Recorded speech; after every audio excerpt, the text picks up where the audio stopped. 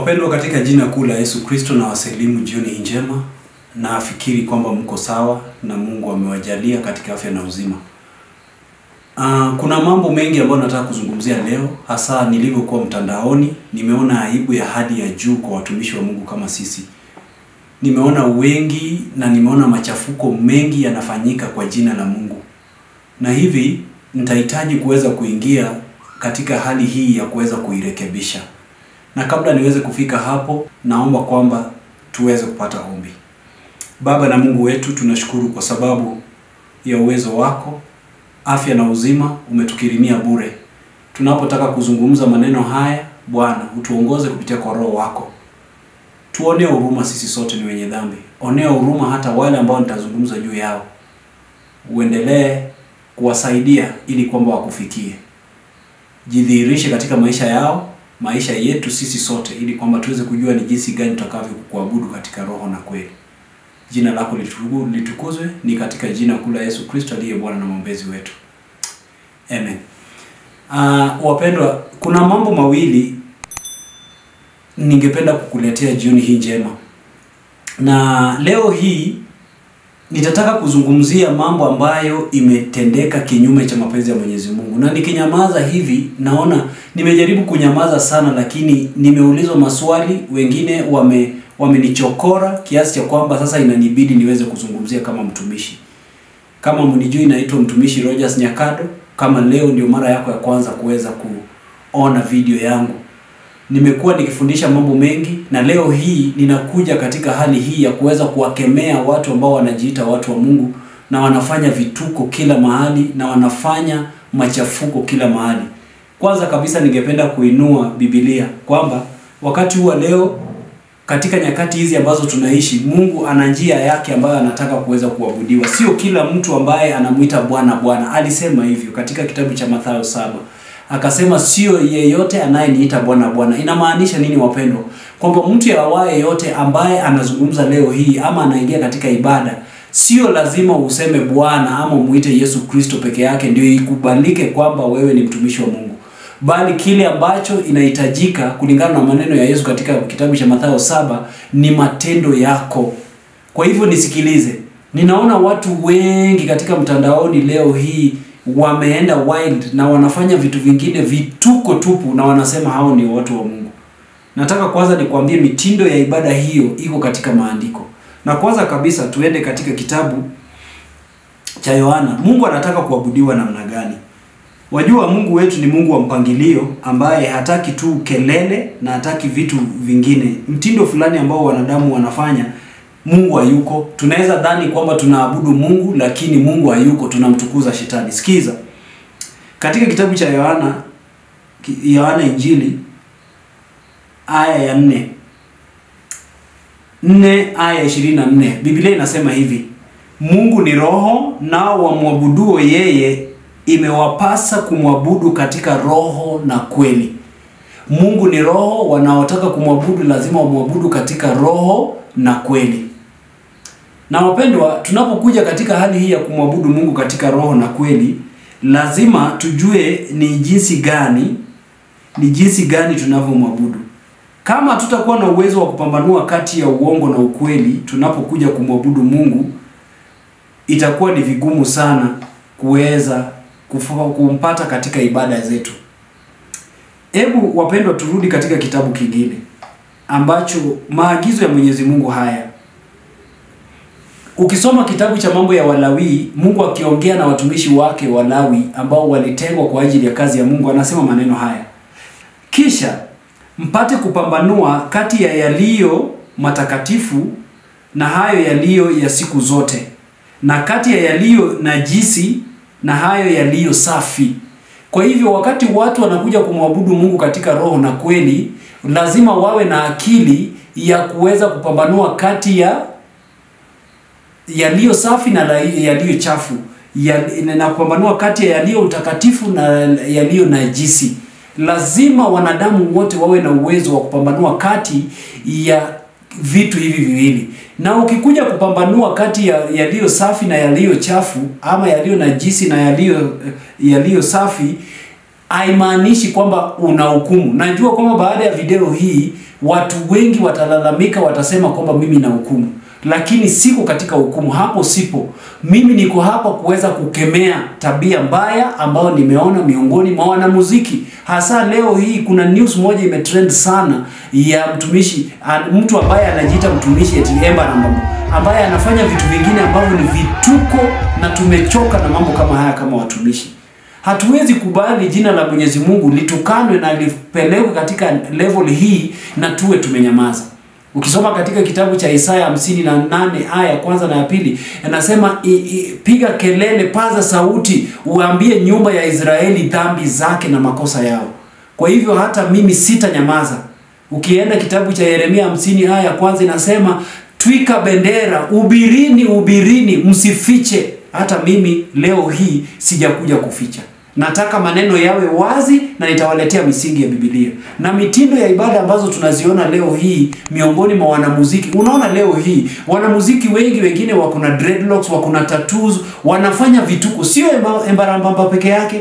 Kuna wengi wanasema eti wao ni gospel musicians, lakini ndani ya hiyo gospel music unasikia ameachana na bibi yake leo, mara alipatikana klabu, mara wanaenda kufanya ibada ya Mwenyezi Mungu ndani ya vilabu.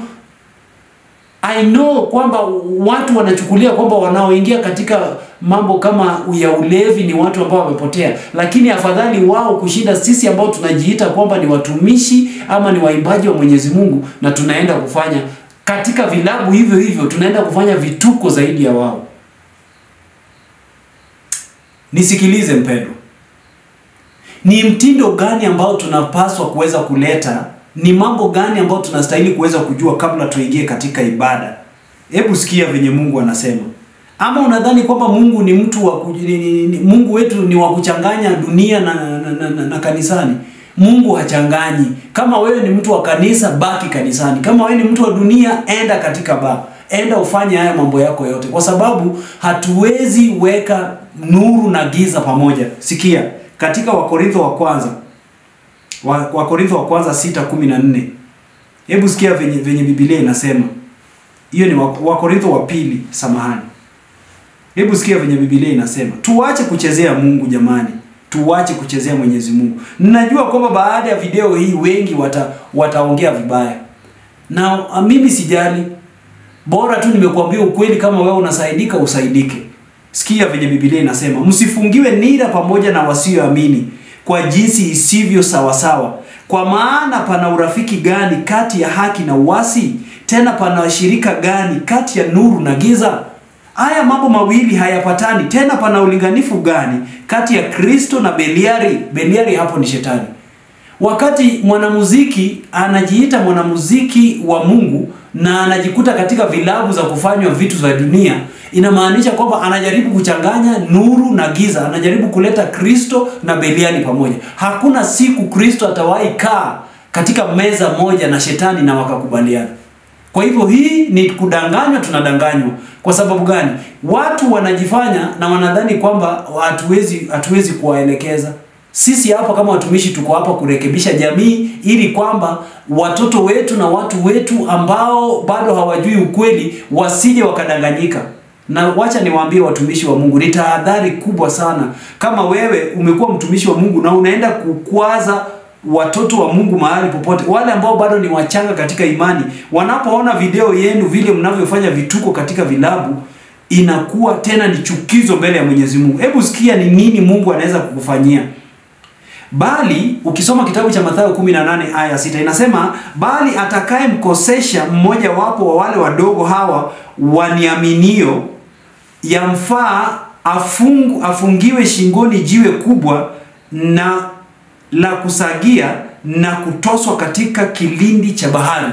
Watu kama hawa, naona likes of, I'm not judging, lakini si hukumu, lakini nasema ikiwa wewe ndio utakuwa chanzo cha vikwazo kwa wale ambao ni wadogo na wachanga katika imani, wanapokuangalia katika mtandao wanaona kwamba unajiita mtumishi wa Mungu na unawafundisha kuvunja sheria na kuenda kinyume cha Mwenyezi Mungu, inamaanisha nini? Mungu anasema ingelikuwa vyema ungefungiwa shingoni mawe kubwa na utoswe katika kilindi cha bahari.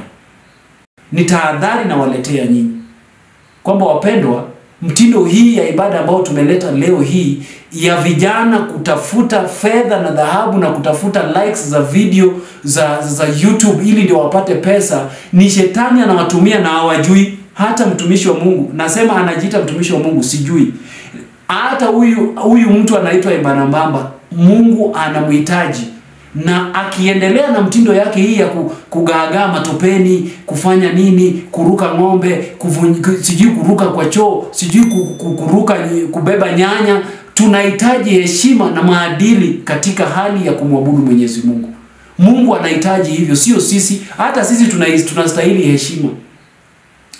Sijui inaweza kuaje uone kama Ibanambamba Maina amebeba mama yako anakimbia naye anaenda naye msituni. Sijui itakuaje. Mara anakuja kuruka juu ya watu wameketi katika nini. Mungu si Mungu wa machafuko. Mungu ambao tunamwabudu anaabudiwa na mpangilio, na alitangulia kwa kusema hivi, anaabudiwa katika roho na kweli. Najua kuna watumishi wengi wameshindwa kukemea mambo kama haya kwa sababu wanaogopa watu wataattack wao, ama watu watakuja kuwahukumu ama kuongea mbaya kuhusu wao. Mimi nakubali hata kama utaongea mbaya, uongee mbaya, lakini ukweli lazima tuseme kwamba tumeaibika mno. Wakati watoto wetu wanatuuliza, "Hey daddy, hebu angalia venye huyu anafanya. Si huyu ni mtu wa gospel?" Na tunaona anafanya vituko. Hiyo ni mfano mbaya sana katika jamii. Jamii inahitaji mfano bora, hasa kutoka kwa watu ambao wanajidai kwamba ni watu wa Mungu. Wakorintho wa kwanza 14 aya 33. Hebu sikia mpangilio wa Mungu. Mpangilio wa Mungu wetu ni jinsi gani Mungu anastahili kuabudiwa. Sikia venye Biblia inasema, "Kwa maana Mungu si Mungu wa machafuko, bali wa amani, vile vile kama ilivyo katika makanisa yote ya watakatifu." Kwa hivyo katika makanisa yote ya watakatifu, Mungu wetu ni Mungu wa mpangilio. Sio Mungu wa kuruka juu ya miti, sijui umeenda kuabudu katika kanisa moja, umepanda mpaka juu ya dari, watu wanakuona juu. Umeharibu mpaka mipangilio ya Mwenyezi Mungu katika ibada. Na hata mapasta ambao wanaalika watu kama hao katika makanisa na kukuja kufanya hizi vituko katika makanisa, Mungu atawahukumu. Kwa hivyo ingelikuwa vyema kwamba tutubu kama bado tuko na nafasi, ili kwamba Mungu atupokee. Kwa maana Mungu wetu ni Mungu mwenye rehema. Na lazima niwaambie makosa. Mimi lazima nikemee tabia mbaya ambayo inaendelea katika makanisa. Ukienda 14 aya 40 nasema, "Lakini mambo yote na yatendeke kwa uzuri na kwa utaratibu katika makanisa." Utaratibu inahitajika katika mtu yeyote ambaye anafanya ibada. Wacha watu wa dunia warukeruke katika madisco venye wanataka, lakini kutoka kwa watu wa Mungu, eti mtu wa Mungu ndiye ameenda kwa bar na anaenda anafanya vituko kama hizi, zaidi hata wale ambao wanaitwa walevi. Niliudhika na sikusikia vizuri. Na hivyo wacha nikwambie, hii sio mara ya kwanza mambo kama haya yanatendeka. Turudi katika Biblia, alafu niwaambie ni wapi mitindo kama hii ilionekana na Mungu alikubali ama alikataa. Ukirudi katika kitabu cha Kutoka 32 kuanzia aya ya 15. Hebu tuone. Sikia hadithi hii.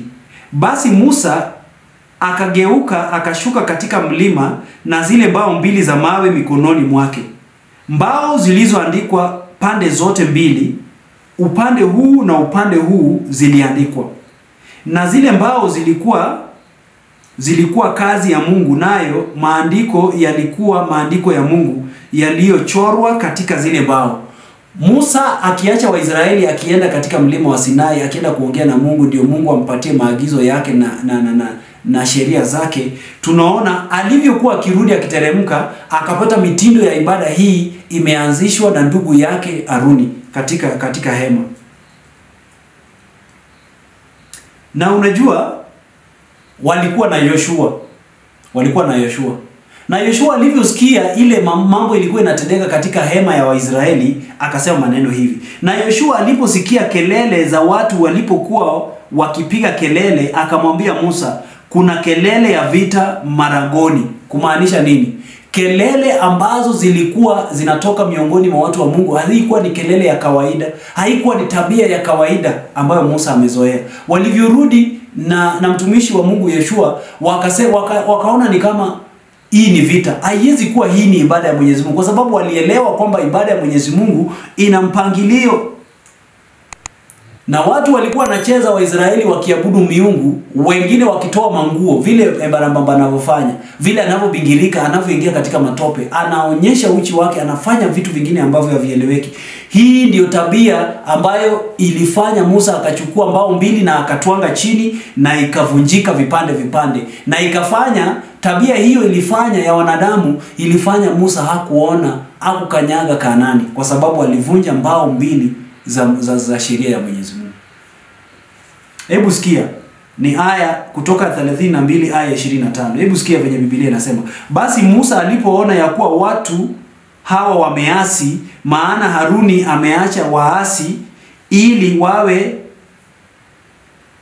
wawe dhihaka kati ya adui zao, ndipo Musa akasimama katika mlango wa marango akasema, mtu awaye yote aliye upande wa Mungu na aje kwangu. Na wana wa Lawi wote wakashuka. Kwa hivyo hebu angalia, Musa ikabidi sasa wale ambao wako upande wa Mwenyezi Mungu lazima waje katika upande wa Mungu. Hiyo ndio tamko ambalo Mungu anasema leo hii kupitia kwetu. Anasema wale ambao ni wa Mungu wawe separate, wakuje upande mmoja, na wale ambao ni wa dunia waende upande mwingine. Hakuna kuchanganya hapa. Kwa hivyo hii mambo ya kuchanganya eti leo uko kanisani, kesho uko ba, leo uko wapi, unapatikana tena katika vitu vingine ambavyo vya ajabu, lazima tuchague leo. Hata Mungu alisema kupitia kwa Musa wakati huo kwamba chagua Mungu. Kama wewe umechagua Mungu, kuja pande hii. Kama wewe umechagua dunia, nenda pande ile. Kwa hivyo watu kama Barnaba na watu wengine, sijui Bahati, sijui nani, wana muziki ambao wamechanganya nuru na giza, wanajifanya kwamba wao ni watumishi wa Mungu, eti wanaimba nyimbo za gospel. Shame on you. You are not on God's side. Kristo amesema kama mtu hayuko katika upande wangu, huyo mtu ni adui yangu na ni dhidi yangu. Wacha niachie hapo. Wacha sasa niangalie ni jinsi gani, ni mtindo gani ambao tunafaa kutumia katika nyimbo zetu za sifa. Ni vipi mtu anafaa kuimba. Hebu sikia. Sitaingia sana, nataka niwaelekeze tu. Kama wewe ni mtu ambaye bado unasikiliza sauti ya Mwenyezi Mungu, sikiliza leo hii. Na tuache unafiki. Tuende Zaburi. Zaburi 47 aya 7. Sikia. Inasema, maana Mungu ndiye mfalme wa dunia yote, imbeni kwa akili. Wapendwa, sikilizeni. Mungu anasema imbeni kwa nini? Kwa akili. Hizi tabia ambazo tunafanya, eti tunatafuta viewership ama tunatafuta following, eti ufanye vituko ndio na watu wengi. Na nilivyokuwa nimeenda site ya Barnaba, nimeenda YouTube channel yake, nimeona ana ufuasi ya watu wengi sana. Inamaanisha nini wapendwa? Watu wengi wanapenda nuru, wanapenda giza, na wanapenda vituko na sarakasi. Hakuna mtu anataka kufuata maneno ya Mwenyezi Mungu vile inavyohitajika. Wale ambao wanamfuata ni zaidi hata ya makanisa ambao yako hapa Kenya. Ni wengi sana, zaidi ya 100,000 people wanamfuata na wanajua maneno yake. Inamaanisha nini wapendwa? Lazima tujiadhari na vile tunavyomwabudu Mungu. Na ikiwa watu watafuata Barnaba venye amepotoka na anafanya vituko hivi venye anavyofanya, inamaanisha nini? Amepoteza zaidi ya watu 100,000. Na hao ni wachache kwanza. Anapoteza watu wengi. Kwa hivyo ni ajabu sana. Mungu, mimi naona tu Mungu awe na huruma juu yetu, kwa sababu tukiendelea na mtindo kama hii, sioni kama tutaelekea mahali pazuri. Tuimbe kwa akili. Yaani kwa njia nyingine, kuimba kwa akili inamaanisha nini? Tuimbe katika hali ya kumwogopa Mungu. Ukisoma kitabu cha Ayubu 28:28, hebu sikia venye Biblia inasema. Kuimba kwa akili ni kama kuimba kwa hekima. Kuwa na hekima hiyo ni kumaanisha nini? Hebu sikia. Kisha akamwambia mwanadamu, tazama, kumcha Bwana ndiyo hekima. Kwa hivyo tunahitaji hekima ya kumcha Bwana. Na kumcha Bwana ni kuchukia uovu. Kukuja kwa klabu alafu na dance ni kama unafanya uasherati na unaonyesha ishara ya uasherati, na unaonyesha ishara ya kukaa ni kama unafanya ngono na mwanaume.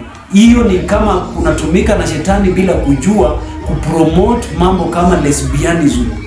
Ukifanya mambo kama haya, sijui wewe unaonaje?